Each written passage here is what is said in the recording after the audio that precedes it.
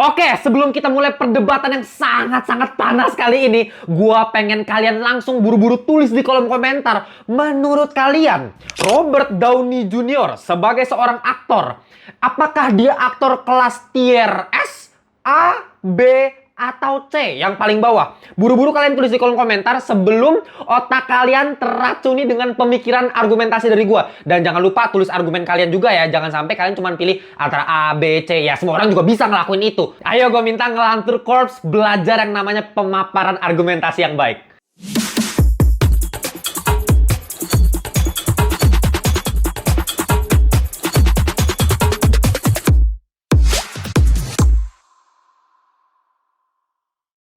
Welcome back to Ngelantur Indonesia. Skui nonton, skip belum? Jangan lupa kalian semua ya.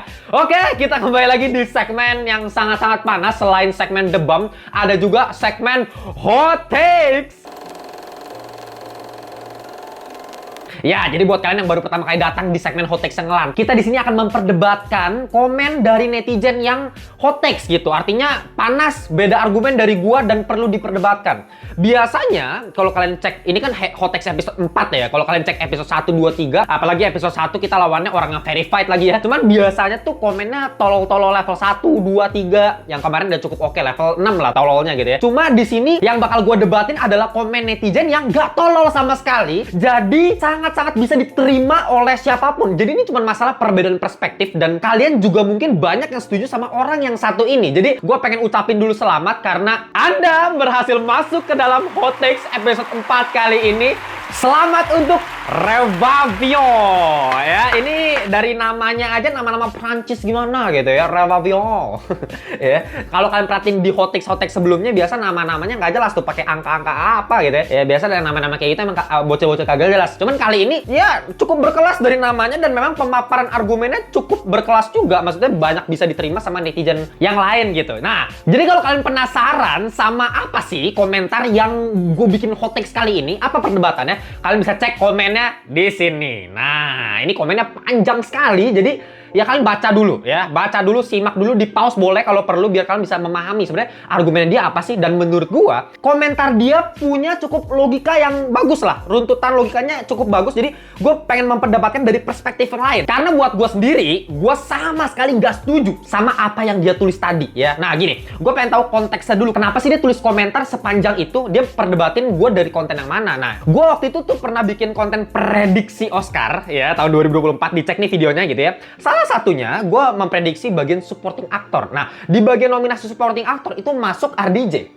di film Oppenheimer ya. Nah, ketika gue bilang RDJ itu menurut gue bukan jadi kandidat yang paling kuat untuk memenangkan supporting actor karena pemaparan argumentasi gue, nah dia nggak setuju gitu ya. Karena buat gue, balik lagi nih, faktor yang membuat aktor itu bisa dibilang aktor yang luar biasa baik itu karena diferensiasi role. Jadi setiap peran di filmnya selalu berbeda, diferensiasi dan selalu maksimal gitu. Nah, dia nggak setuju. Nah, kalian bisa baca komentar dia. Kalau menurut dia, jika seorang aktor udah bisa mendeliver emosinya ke penonton dan bisa membekas di hati penonton, itu sudah bisa dibilang aktor hebat. Nah, di sini udah kita langsung berbeda. Jadi di sini gue bakal bagi jadi dua topik besar. Yang pertama kita bakal bahas dari sisi acting sebagai generalnya dulu nih, cakupan luasnya seperti apa. Baru nanti di topik keduanya kita segmentasi lagi, kita perkecil lagi ruang lingkupnya di RDJ-nya doang. Gitu. Jadi kita bahas actingnya dulu. Jadi gini, kenapa gue nggak setuju sama pendapat lu? Mendeliver emosi udah bisa dibilang hebat. Karena buat gue, seorang aktor kalau mendeliver emosi ke penonton dengan baik, itu bukan hebat. Itu kewajiban. Bedakan. Karena buat gue, kalau lu nggak bisa mendeliver emosi kepada penonton, lu adalah aktor yang gagal. Alias kalau dalam tier aktor tuh ya, itu tier C yang paling bawah. Lu nggak bisa deliver emosi ya sama aja lu kayak nggak bisa buat penonton percaya lu udah menjadi karakter dalam film tersebut, gitu loh. Gue udah pernah bilang kan, kalau misalnya manusia itu kan terdiri dari 5 emosi dasar gitu ya. Marah, sedih, kaget, takut, senang. Nah, dari 5 emosi ini, kalau misalnya gak bisa tersampaikan dengan baik ke penonton, gak bisa mendeliver emosi, itu sama aja palsu. Dan kalau itu terjadi, udah mending lu gak usah jadi aktor. Udah lu ganti pekerjaan aja. Ngapain lu jadi aktor kalau misalnya gak bisa deliver emosi dengan baik? Gue kasih contoh gampang banget nih ya. Nih, misalnya anggap aja gue ada kameramen di depan nih. Sekarang kameramen gue lagi gak ada ya, tapi anggap aja ada kameramen. Terus tiba-tiba nih, gue melihat kameramen gue audionya gak record. Nah, terus gue marah ya. Anggap aja gue marahnya begini nih. Lah Mel, itu audionya gak ke-record? Ah gila lu, yang bentar aja masa gak ke-record dari tadi?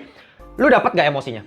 Enggak kan? Palsu banget kan? Tipu-tipu sekali itu kan? Nah, itu artinya gue nggak bisa mendeliver emosi marah gue ke lu gitu loh. Lu nggak bisa merasakan gue marah, nggak bisa masuk ke perspektif karakternya. Nah, lu bayangkan kalau misalnya ketika gue melihat, bentar, itu, audionya nggak ke-record, Mel. Woi, sumpah, anjir, bangsat lah! Nah, lu bayangkan, ya meskipun itu acting gue masih sampah juga sih, masih tier C juga, cuman at least itu lebih bisa mendeliver emosi ke penonton, gitu. Lu bisa lebih dapat lah gambarnya seperti apa, lu ngerti lah yang gue maksud tadi. Nah, sekarang kita bahas nih, kenapa ya seorang aktor itu emosinya tidak bisa terdeliver dengan baik? Ya, faktor-faktor apa aja sih? Kalau buat gue sebenarnya faktor paling utama adalah gugup. Tidak tenang hatinya gitu ya, masih agak jadi kaku kerasanya, karena bisa jadi karena dia bisa ngelihat ada kamera di depan, jadi dia sadar kamera terus dia jadi gugup gitu. Lu pernah lihat gak kalau misalnya orang ya awalnya biasa nih, awal jago ngomong nih, tapi kalau ada kamera di depan tuh langsung kayak itu biasa karena gugup, karena tidak tenang. Makanya kalau misalnya kalian tanya sama orang yang udah latihan acting, pasti salah satu metode actingnya itu adalah dengan pendekatan fisiologis. Maksudnya apa, Bang? Pendekatan fisiologis artinya detak jantung lu diukur. Jadi ketika lu dipaksa untuk public speaking di depan audience gitu ya, biasanya pidato ya, pidato soalnya paling efektif gitu untuk latihan.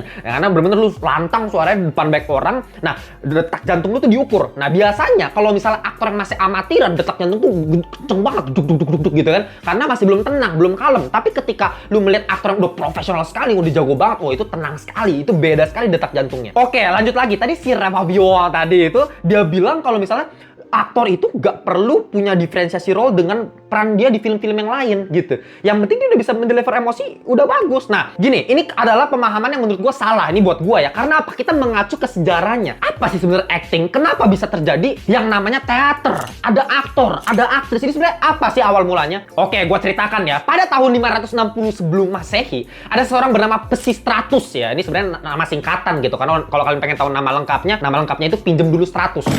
Nah, si pinjem dulu 100 ini dia pengen mempromosikan sebuah inovasi terhadap kesenian dan kebudayaan di masa tersebut. Dengan cara apa? Dia buat sebuah pertunjukan teater di kota Dionysos. Jadi kayak ada semacam festival lah. Ini festival yang sebenarnya untuk memuji-muji dewa Dionysus. Kalau kalian tahu Dionysus itu dewa anggur, dewa pesta itu dalam Yunani ya. Nah, festival ini diadakan tiap tahun dan biasanya setiap festival tuh dipilih lah 4 penulis karya, dan masing-masing punya 1 hari full gitu waktu untuk memaparkan, mewakili karya yang dia tulis itu. Nah, waktu itu karyanya memang Dithyramboos ya. Kalau kalian nggak tahu, Dithyramboos itu adalah salah satu karya tulis tragedi Yunani. Buat kalian bingung, Bang, tragedi Yunani apaan sih? Gue bingung banget. Oke, gini, kalau kalian tahu Roro Jonggrang, tahu dong, di sekolah masa nggak pernah belajar ya kan cerita rakyat tuh Roro Jonggrang. Nah, Roro Jonggrang itu adalah salah satu kisah tragedi dari Indonesia gitu ya. Kalau misal dari Inggris ada juga kisah tragedi, misalnya Romeo and Juliet. Nah, karya William Shakespeare itu juga kisah tragedi, cuman dari Inggris. Nah, ini dari Yunani, di Dithyramboos. Jadi biasanya tuh dinyanyikan lewat paduan suara gitu.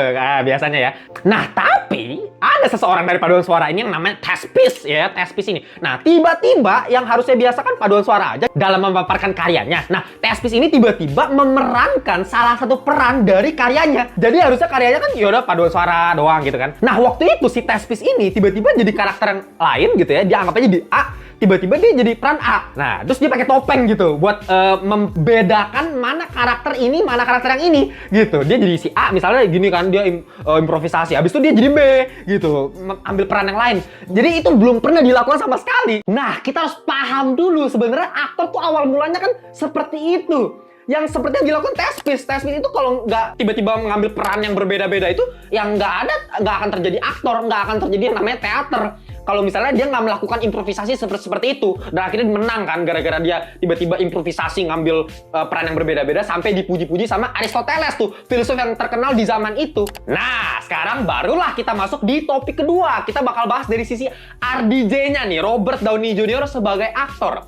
Ya, kenapa gue bilang dia bukan aktor yang luar biasa gila-gila banget gitu ya. Nah, kalau buat gue, dia hanya aktor yang bisa mendeliver emosi ke penonton dengan sangat baik. Gue sangat setuju. Bahkan ketika ketika misalnya dia bilang nih, kan dia si Rhea Fabio kan tadi bilang tuh, so what kalau misalnya ekspresi marahnya sama kayak Stark di Endgame gitu. Karena waktu itu gue bilang, ya ketika si Louis Strauss ini di film Oppenheimer marah-marah di akhir film itu ya, di ending-ending. Nah, itu gue langsung kayak track back ke Avengers Endgame ketika dia marah-marah sama Steve Rogers sama Captain America, karena marahnya tuh sama, emosinya dari mimik wajahnya, pergerakan cara badannya dia itu masih melekat sama Tony Stark meskipun udah ada peningkatan jauh ya dibandingkan film-film Tony Stark sebelumnya. Jangan salah, buat gua Louis Strauss di film Oppenheimer itu RDJ luar biasa karakterisasinya, memang sangat luar biasa mendeliver emosi ke penonton. Gua bagus banget, wih keren gila RDJ bisa kayak gini. Lagi-lagi keren, bagus, tapi yang waktu itu gue bahas adalah dari segi aktor. Ya, dari segi kapasitas RDJ nih, skillnya seberapa. Dia bisa punya diferensiasi role yang sebeda apa, sedrastis apa dengan film-film dia yang lain. Alias, buat gue dia overrated sekali. Mengingat banyak sekali ya masyarakat yang menjagokan RDJ. Banyak sekali masyarakat yang gila-gila, RDJ keren banget acting ya. Buat gue sih ya biasa aja. Tapi jangan salah ya, buat gue dia bisa banget loh menangin Oscar di supporting actor nanti Academy Award 2024. Menurut gue bisa. Karena lagi-lagi ketika gue lihat kemarin kan, ketika gue prediksi ya, kalian tonton aja videonya deh. Ya lawannya ada Robert De Niro, ada Ryan Gosling dan lain-lain. Tapi menurut gue nggak ada yang bener-bener dapet banget gitu, nggak ada yang spesial banget. Jadi ya bisa aja sih RDJ menang. Nah, terus habis itu si Rhea Fabio tadi kan bilang juga nih, ya bukan RDJ yang kebawa personanya Tony Stark terus gitu. Dia bilang ya sebenarnya justru Tony Stark lah yang mengikuti karakternya RDJ. Alias ketika si RDJ ini main di beberapa film yang berbeda, memang selalu begitu-begitu karena memang ini sifatnya RDJ yang sesungguhnya, ini karakter RDJ-nya. Dan dia di sini pakai contoh film Zodiac tahun 2007, filmnya David Fincher yang bagus banget, gue setuju tuh. Sebagai Paul Avery, ya seorang wartawan, jurnalis yang ya gayanya selengean, percis banget sama Tony Stark. Lu bisa lihat cuman beda gaya rambutnya aja. Di sini nggak ada ya. Cuman rambutnya, kacamatanya, jenggotnya juga agak mirip sama Tony Stark gitu. Tapi lu lihat dari gerakannya. Gue paling inget ya di film Zodiac tuh ada kejadian satu momen di mana di berita tuh ya lagi di interview nih orang si Zodiac nih, si pembunuh berantainya nih ya. Abis itu dibunuh beneran tuh pas lagi di interview, dari suaranya ada yang teriak kan. Abis itu Paul Avery alias si RDJ ini di depan TV terus dia bilang kayak fantastic. Habis itu langsung jalan ke kursi, sliding kursi, serrrr, gitu. Itu kan, apa ya, tipikal Tony Stark yang agak songong-songong gimana, selengeannya, nyentriknya. Kan dia selalu gayanya seperti itu. Dari dia buka kacamata, terus kayak, gitu kan, dari pergerakan matanya kecil, itu lu bisa perhatikan sama persis sama Tony Stark gitu. Apalagi yang adegan ketika dia udah mabok-mabokan gitu, udah minum-minum di rumahnya itu dengan gayanya dia yang ngilang gitu duduknya, itu kan percis banget. Dan di dunia nyata pun ya RDJ memang kayak gitu. Ketika gala premier, red carpet misalnya, lu bisa lihat deh dari gaya jogetnya yang selalu kayak gini ya kan, gini-gini gitu. RDJ memang selalu kayak gitu. Jadi kalau misalnya dibilang Stark mengikuti RDJ, memang Tony Stark lah yang mengikuti karakter RDJ. Tapi Tony Stark lah yang membuat si RDJ ini terjebak dalam karakterisasinya gitu loh. Memang Tony Stark yang ngikutin RDJ karena RDJ memang karakternya seperti itu. Tapi gara-gara peran Tony Stark yang dimainkan selama 11 tahun men, ya dia main jadi Iron Man dari tahun 2008 ya kan sampai 2019 ya, Endgame gitu. Pokoknya ya lu bisa lihat 11 tahun main karakternya sama, akhirnya dia terperangkap dengan karakter seperti itu. Ini dibuktikan sendiri sama perkataannya si RDJ sendiri. Dia bilang kan dia akui gitu, dia takut kemampuan aktingnya tuh menurun ya. Dia ngomong tuh pas lagi di Oppenheimer gitu ya. Karena ya dia tuh ngomong ketika si Nolan ngomong sama dia, mari kita latih otot-otot ya itu ya. Mari kita lakukan sambil membuat kamu tidak melakukan hal-hal yang biasa kamu lakukan. Itu kata-kata Nolan loh. Jadi artinya apa? Nolan juga masih merasakan sisa-sisa karakterisasi Tony Stark dari si RDJ ini. Makanya si RDJ agak-agak jadi minder sedikit nih. Aduh, gua kok jadi keperangkap sama karakter Tony Stark ya. Karena gini loh, lagi-lagi gua jelasin ya, kenapa sih acting itu bisa melekat sama karakter tersebut gitu. Bahkan lo kayak misalnya nih ya, Emma Watson misalnya. Emma Watson itu bener-bener persis sama kayak Hermione Granger. Dari kecil dia main berapa lama, berapa tahun itu kan di Harry Potter. Jadi sampai sekarang begitu-begitu terus gitu. Nah, itu karena ketika kita cuman terbiasa dengan satu karakter doang, itu otot itu akan terbiasa. Makanya si Nolan kan bilang dengan cara otot kita latih otot-otot itu harus dirubah ototnya. Karena otot kita udah kebiasa dengan cara mimik wajah kita yang seperti itu. Misalnya kayak gue nih, gue kasih contoh ya. Gue di ngelantur misalnya. Lu jangan bayangkan gue di dunia nyata tuh gue kayak begini dengan pergerakan gue yang heboh, happy begini kan, yang marah-marah misalnya begitu. Gue di dunia nyata ya kalem-kalem aja, nggak kayak begini. Tapi kenapa ketika ada kamera depan gue langsung berubah jadi seperti ini gitu ya? Itu bukan karena kepribadian ganda. Itu karena memang otot-otot muka gue sudah terbiasa dengan persona ngelantur, personal branding dari ngelantur yang seperti ini. Jadi sebenarnya bukan alasan film-filmnya RDJ itu selalu mengikuti karakternya RDJ yang memang kayak di Tony Stark seperti itu. Enggak juga. Nih, kalau nggak salah si Revio tadi kan juga bilang, dia pakai contoh Tropic Thunder, film tahun 2008 gitu ya. Dia bilang si RDJ itu bagus banget di situ. Gua setuju sekali. Dan justru itulah yang mendukung argumen gua, di mana RDJ ini bisa loh sebenarnya ya memainkan peran yang berbeda dari kebiasaan yang dia lakukan. Ya di Tropic Thunder lu bayangin dia tiba-tiba jadi seseorang kulit hitam. lu coba nonton deh Tropic Thunder. Ya kan itu film yang sebenarnya film satir komedi gitu lah. Yang dimana itu ceritanya dia main peran sebagai film perang lawan Vietnam, Amerika lawan Vietnam. Itu peran sebenarnya. Jadi di film ya Tropic Thunder dia memang main film juga di dalam filmnya gitu ya. Nah, tapi ketika dia dibawa ke arena benerannya, malah yang terjadi bukan film lagi, malah terjadi beneran nih, kejadian beneran, dia malah perang beneran gitu. Vietnam gitu. Nah, lo bisa lihat si RDJ di situ dia pakai praktik blackface ya. Kalau kalian tahu blackface itu maksudnya gimana? Dia operasi kulit demi merubah kulit dia yang kulit putih jadi kulit hitam. Dan karakter dia, bahkan ketika kalian lihat klip-klipnya aja tuh ya, kalian pasti nggak nyangka kan itu RDJ kan? Karena memang cara dia ngomong, intonasi dia, ya, dia ada kata-kata tuh gue paling inget tuh, Jack, stupid as Jack gitu. Itu kan kata-kata kulit hitam, mohon maaf ya, kulit hitam sekali kan, intonasi nadanya seperti itu dengan suara yang ngebas agak serak-serak. Itu kata-kata yang dilontarkan spontan sekali, cepat sekali ya, berapa kata per menit gitu bisa gue bilang yang dilakukan si RDJ gitu sebagai Kirk Lazarus tuh di situ ya. Nah, gue ketika melihat RDJ di situ sebagai Kirk Lazarus, gue malah ngeliat ini kok kayak Uncle Drew. Malah kayak Uncle Drew, film Uncle Drew kalian tau lah ya, si Kyrie Irving tuh ya, NBA tuh jadi kakek-kakek gitu di make upin ya, pura-pura cupu gitu, ternyata jago ya kan. Penadaan kulit hitam seperti itu dengan suara yang udah kayak orang tua gitu, itu percis banget RDJ dan itu keren banget. Makanya dia juga berhasil masuk nominasi Oscar di situ sebagai supporting actor, best supporting actor, meskipun nggak menang ya. RDJ belum pernah menang sih, tapi dia kan menang masuk nominasi udah 3 kali. Pertama di film Chaplin ya, jadi best aktor, nominasi best aktor, terus di Tropic Thunder best supporting actor, sama terakhir di Oppenheimer nih jadi Louis Strauss best supporting actor juga. Sama halnya tuh sama di film Chaplin. Kalau kalian cek ya film Chaplin 1992, kenapa di 1993 dia bisa masuk nominasi best aktor gitu ya, aktor loh, aktor utama dia jadi Chaplin loh. Lu lihat lah, bahkan dari opening scene, gue paling inget opening scene-nya film Chaplin 1992, ketika dia di close up mukanya, dia lepasin make up satu-satu, dia lepasin kumisnya, dia elap-elap gitu. Itu bukan RDJ yang gue lihat. Itu beda sekali, meskipun dia umurnya masih 27 tahun ya, masih muda sekali dia di situ ya. Cuma lu bisa lihat itu potensi dia sebenarnya. Ya kenapa dia bisa sampai kayak sekarang? Karena film Chaplin salah satunya. Karena memang dia bisa menampilkan seseorang yang luar biasa berbeda. Dia bisa jadi Chaplin yang sesungguhnya. Ketika adegan dia di kereta itu yang dia angkat topi seperti itu kan happy-nya dia, pergerakan dia seperti Chaplin, pantomimnya dia tanpa dia ngomong, itu karakternya keren sekali RDJ. Makanya gue bilang sebenarnya secara kemampuan dia lebih dari seorang Tony Stark, lebih dari karakter dia yang biasa. Nah, makanya sejak peran dia di film Iron Man 1 tahun 2008 gitu ya, lu bisa lihat lah Sherlock Holmes misalnya 2009-2011 kan, 2 film tuh Sherlock Holmes. Jadi itu Sherlock Holmes percis banget sama Tony Stark, nggak ada bedanya, paling agak lebih gila aja, lebih aneh aja orangnya gitu, karena Sherlock Holmes gitu ya. Terus habis itu di film The Judge misalnya 2014 sama percis, nggak ada beda-bedanya. Atau yang paling parah bahkan Dr. Dolittle 2020 tuh filmnya, itu dia jadi Dr. Dolittle, buset, makanya filmnya flop parah kan, karena yang kita lihat itu literally Iron Man pak.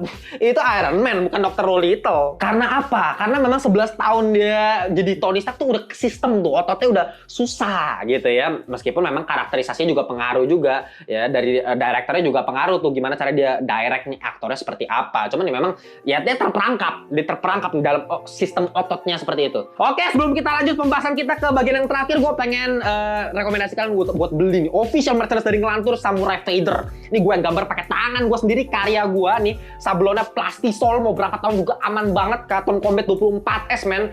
bahannya sih premium sekali, makanya lu buruan cek. Saya tinggal beberapa doang ini ya, udah mau habis. Banyak juga sih style-style lain, cuman banyak kan udah mau habis karena ini limited, gak bakal gue di stok lagi ya. Kalau kalian pengen, linknya gue taruh di bawah ya. Sama membership community, gue ingetin sekali lagi, kita udah ada membership community. Kalau kalian pengen join nih, membernya udah ada segini banyak nih. Nah, bisa dicek ya. Kalau kalian pengen join, jadi di critical thinking level paling bawah cuman 1.000 per hari. 1.000 per hari lu bisa dapat edukasi live tambahan dari Ngelantur, bahkan dapat stiker-stiker yang khusus gue desain pakai tangan gue, banyak banget lah benefitnya. Dan yang level 2-nya Ngelantur Thinking ya, kalian bisa dapat diskon, merchandise, kalian bisa dapat tiket untuk kalau misalnya kita ada nobar gratis ya, itu kalian bisa dapetin, dan video-video khusus secara spesial untuk kalian para Ngelantur Thinking ya, membership community Ngelantur Thinking. Oke, kita lanjut lagi ya ke pembahasan terakhir kita. Jadi kesimpulannya gini ya, kita langsung masuk ke kesimpulan. Apakah salah RDJ terperangkap dengan karakter dia yang seperti itu? Ya kalau buat gua ya nggak salah gitu loh. Apakah itu etis? Ya kita ngomongin etis-etisan ya. Ya etis-etis aja, kenapa nggak etis gitu loh. Ya kecuali si RDJ ini bisa terkenal karena bantuan dari pamannya dia.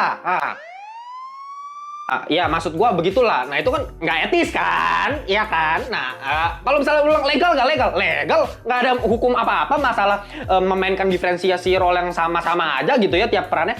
Tapi ini kita ngomongin skill gitu loh. Salah enggak, etis enggak, legal enggak, skillnya ya dia jago setiap kali, dia punya bakat, tapi memang karena peran dia yang terlalu lama itu mengekang dia nih, terperangkap dalam peran Tony Stark gitu ya, jadi skill menurun otomatis dibandingkan kita compare sama Leonardo DiCaprio yang buset, setiap peran dia diferensiasinya tuh gila-gilaan. Johnny Depp itu bahkan sampai pas gue bahas Charlie and the Chocolate Factory bilang, lah ini Johnny Depp, baru tahu gue Johnny Depp ya, karena memang diferensiasi role luar biasa itu. Atau Tom Hanks dengan muka dia yang sama-sama, nggak perlu make-upan kayak Johnny Depp, tapi dia setiap kali main di film Castaway, Catch Me If You Can gitu, bahkan jadi voice actor Woody Toy Story, itu kan itu keren sekali perbedaannya dia yang dia bisa lakukan dengan penadaan yang berbeda-beda.